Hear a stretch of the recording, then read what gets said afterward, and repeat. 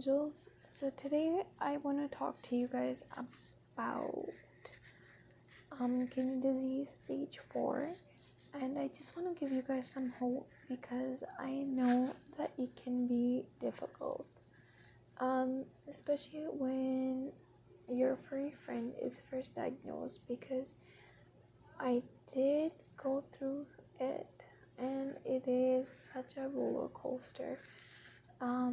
It's really hard, and I know that it can create so much fear about the unknown. Now, the way that my friend got diagnosed was that all of a sudden, so he was blind, and he was blind for about 2 years, and then all of a sudden he started to get worse, and his diarrhea was getting worse, and then he was puking. And I was getting it checked, but they weren't really doing anything. And then we got him on liver supplements because he did have liver disease, as they said. Which honestly, they should have known at that time what it was, but they didn't really do anything. And then the last blood test before, they kind of mentioned that it's kidney disease.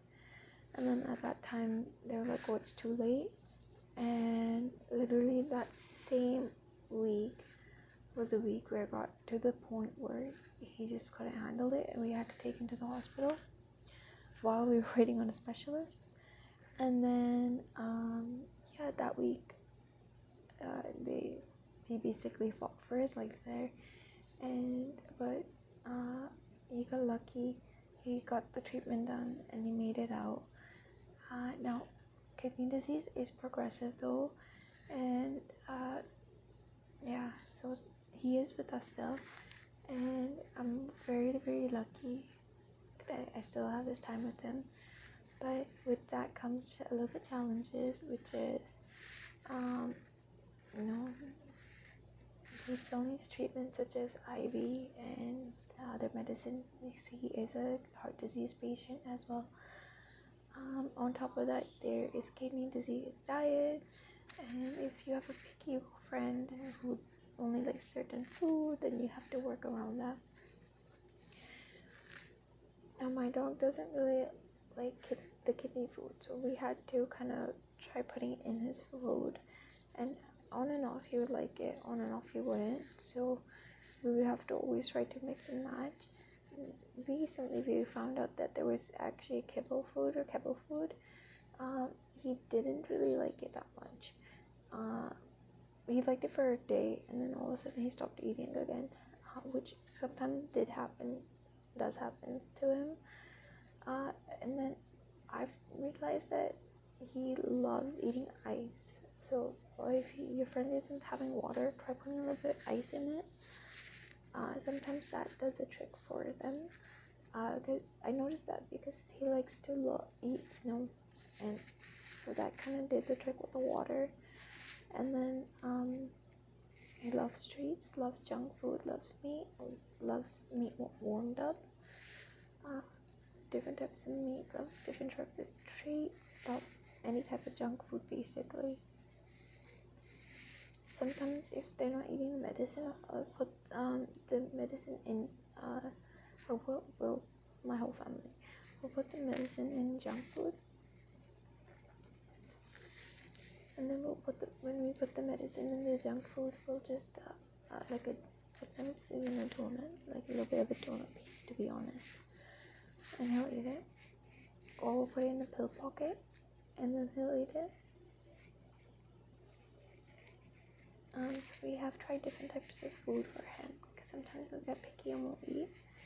Another thing is, so regarding his treatment, he does need to get the blood test done a lot, almost every month, to see his blood levels, and that's because sometimes the blood levels change. So he did start to faint at one point, and that was when his iron levels fell down.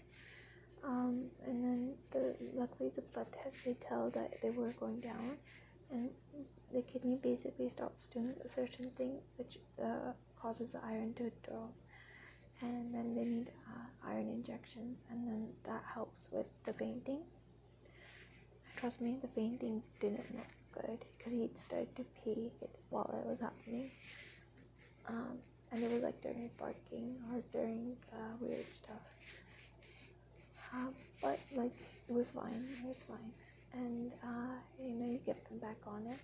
Now, with dogs, as animals, basically, the motivation that comes from you is a big factor. Like how excited you get them before stuff and how excited you get them for life during this phase is so important. Because that's how much they'll want to live, and that's how much longer they'll live for you and for themselves, to be honest.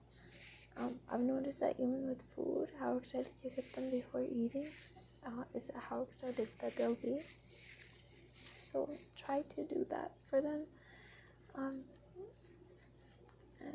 they'll keep them going because we're at this 6-7 month mark now with him since the treatment maybe, and he's doing good so far, but this was the min mark, so now we're hoping that he'll keep going, but we'll see. We definitely see stuff, and it is a progressive disease, so we just have to keep that in mind and wish him well for everything. That being said, the treatment is still going on and will keep going on. Other than that, what other suggestions can I give you? Yeah, just make sure you guys keep getting blood tests done. The iron one flow, the peeing, he does sometimes pee a lot, depending on how he's doing. Sometimes the IV does scare him, like the needles, so try doing it like during when he's sleeping, while they're sleeping. Other than that, I think that's about it.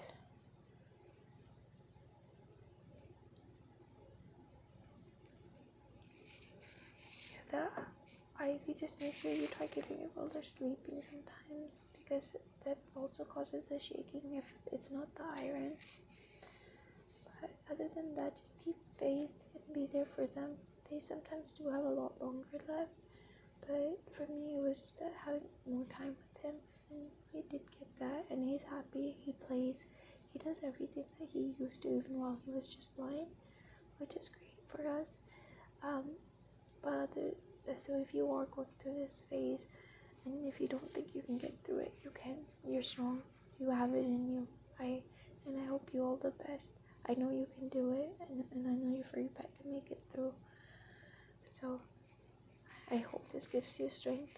I hope that it makes your day better knowing that you can get through it, because I have, and we're on the other side right now.